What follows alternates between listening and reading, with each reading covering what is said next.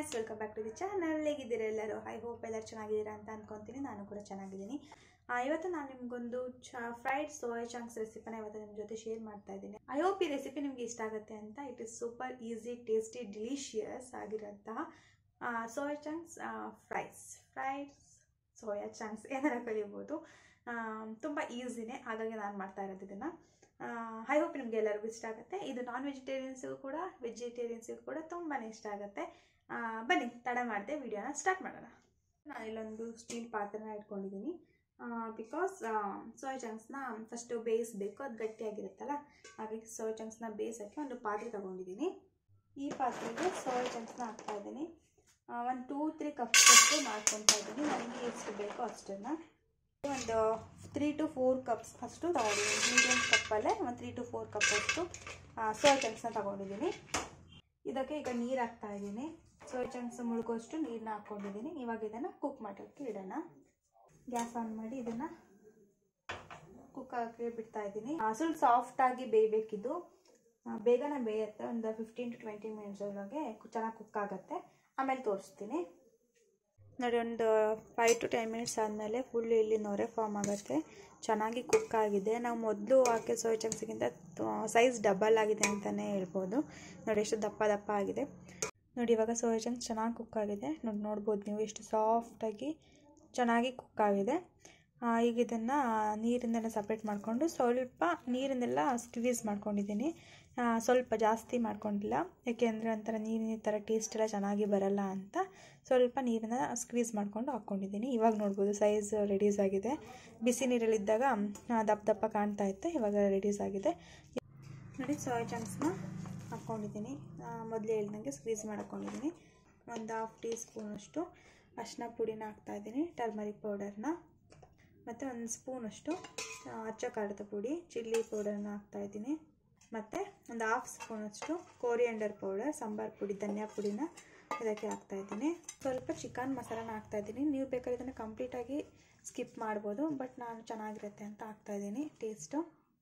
ಒಂದು 1/2 ಸ್ಪೂನಷ್ಟು ಗರಂ ಮಸಾಲಾನ ಹಾಕ್ತಾಯಿದ್ದೀನಿ. ತುಂಬ ಚೆನ್ನಾಗಿರುತ್ತೆ ಟೇಸ್ಟು, ಹಾಗಾಗಿ ಇದನ್ನು ಎಲ್ಲ ಸೇರಿಸಿ ಚೆನ್ನಾಗಿ ಮಿಕ್ಸ್ ಮಾಡ್ಕೋಬೇಕು. ಮೊದಲು ಇಲ್ಲಿ ನಾನು ನೀರು ಏನೂ ಹಾಕ್ತಾಯಿಲ್ಲ, ಬರೀ ಇಷ್ಟು ಪೌಡರ್ನ ಹಾಕಿ ಚೆನ್ನಾಗಿ ಮಿಕ್ಸ್ ಮಾಡ್ಕೋಬೇಕು.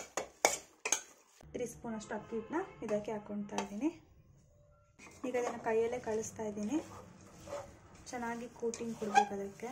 ಅಕ್ಕಿ ಹಿಟ್ಟು ಹಾಕಿರೋದೇ ಕ್ರಿಸ್ಪಿಗೋಸ್ಕರ, ಕ್ರಿಸ್ಪಿನೆಸ್ ಬರಲಿ ಅಂತ. ಚೆನ್ನಾಗಿ ಇವಾಗ ಕೋಟಿಂಗ್ ಎಲ್ಲ ಆಗಿದೆ. ಲಾಸ್ಟಲ್ಲಿ ಒಂದು ರುಚಿಗೆ ತಕ್ಕಷ್ಟು ಸಾಲ್ಟ್ನ ಇದಕ್ಕೆ ಹಾಕಬೇಕು. ಇದನ್ನು ಕೂಡ ಚೆನ್ನಾಗಿ ಮಿಕ್ಸ್ ಮಾಡ್ತಾ ಇದ್ದೀನಿ. ಈಗ ಇದು ರೆಡಿಯಾಗಿದೆ. ಇದನ್ನು ಈಗ ಫ್ರೈ ಮಾಡ್ತೀನಿ. ಈಗ ಒಂದು ಬಾಣಲಿಗೆ ಎಣ್ಣೆ ಕಾಯಕ್ಕಿಟ್ಟು ಕಲಿಸ್ಕೊಂಡಿದ್ನಲ್ಲ, ಅದನ್ನು 5 ಮಿನಿಟ್ಸ್ ಮ್ಯಾರಿನೇಟಾಗಿ ಹಾಕಿಬಿಟ್ಟು ಇವಾಗ ಎಣ್ಣೆಗೆ ಹಾಕ್ತಾಯಿದ್ದೀನಿ. ಜಾಸ್ತಿ ಹೊತ್ತು ಮ್ಯಾರಿನೇಟ್ ಆಗೋದು ಬೇಡ, ಒಂದು 5 ಮಿನಿಟ್ಸ್ ಬಿಟ್ಟರೆ ಸಾಕು. ಚೆನ್ನಾಗೆಲ್ಲ ಖಾರ ಎಲ್ಲ ಇಟ್ಕೊಂಡಿರುತ್ತೆ. ಇವಾಗ ಒಂದೊಂದೇ ಎಣ್ಣೆಲಿ ಹಾಕ್ತಾಯಿದ್ದೀನಿ. ಎಣ್ಣೆ ಫುಲ್ ಬಿಸಿ ಆದಮೇಲೆ ಹಾಕಿ, ಇಲ್ಲಾಂದರೆ ಅದು ಮಸಾಲೆ ಹಾಕಿರೋದೆಲ್ಲ ಬಿಟ್ಕೊಂಡ್ಬಿಡುತ್ತೆ. ಗೊತ್ತಾಗುತ್ತಲ್ಲ ಎಣ್ಣೆ ಕಾದಿದೆಯೋ ಇಲ್ವೋ ಅಂತ. ಅದಾದಮೇಲೆ ಹಾಕ್ತಾಯಿದ್ದೀನಿ. ಒಂದೇ ಸತಿನೇ ತುಂಬಾ ಹಾಕ್ಬೋದು, ಏಕೆಂದರೆ ಸಣ್ಣ ಇರುತ್ತೆ ಸೈಜು, ಹಾಗಾಗಿ ಒಂದೇ ಸರಿನೇ ಎಲ್ಲದನ್ನು ಕೂಡ ಕರ್ಕೋಬೋದು.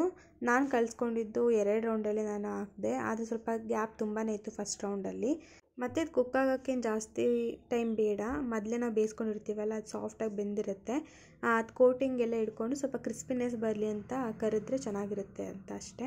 ಒಂದು 3 to 4 ಮಿನಿಟ್ಸ್ ಬಿಟ್ಟರೆ ಸಾಕು. ಚೆನ್ನಾಗಿ ಕರೆದಾದ್ಮೇಲೆ ಗೋಲ್ಡನ್ ಬ್ರೌನಿಶ್ ಬರೋ ತನಕ ಬಿಡಬೇಕು. ಆಮೇಲೆ ಅದನ್ನು ಸೈಡಸ್ನೆಲ್ಲ ಮೂವ್ ಮಾಡ್ಕೊಂಡ್ರೆ, ಕೆಳಗಿಂದ ಮೇಲ್ಗಡೆದೆಲ್ಲ ಇದು ಮಾಡಿಕೊಂಡ್ರೆ ಕ್ರಿಸ್ಪಿ ಸೋಯಾ ಚಂಕ್ಸ್ ಅಥವಾ ಸೋಯಾ ಚಂಕ್ಸ್ ಫ್ರೈಸ್ ರೆಡಿ ಆಗುತ್ತೆ. ನನ್ನ ಫಸ್ಟ್ ರೌಂಡ್ ಆಗಿದೆ. ಈಗ ಇದನ್ನೆಲ್ಲ ಒಂದು ಪಾತ್ರೆಗೆ ತೆಗೆದಿಟ್ಕೊತೀನಿ. ನೋಡಿ, ಒಂಥರ ಬ್ರೌನಿಷ್ ಕಲರಾಗಿ ಬಂದಿದೆ ಮತ್ತು ಕ್ರಿಸ್ಪಿನೂ ಕೂಡ ಆಗಿದೆ. ಇವಾಗ ತೆಗೆದಿಟ್ಕೊತೀನಿ. ನೋಡೋಕೊಳ್ಳೆ ಮಿನಿ ಗುಲಾಬ್ ಜಾಮೂನ್ ಥರ ಕಾಣ್ತಾ ಇದೆ ಅಲ್ವಾ, ಒಳ್ಳೆ ಚಿಕನ್ ಫ್ರೈಸ್ ಥರ ಕಾಣ್ತಾ ಇದೆ. ಟೇಸ್ಟು ಕೂಡ ತುಂಬ ಚೆನ್ನಾಗಿತ್ತು. ಈಗ ಫಸ್ಟ್ ರೌಂಡ್ ಆಗಿದೆ. ಇದೀಗ ಸೆಕೆಂಡ್ ರೌಂಡ್ ಹಾಕ್ತಾ ಇದ್ದೀನಿ.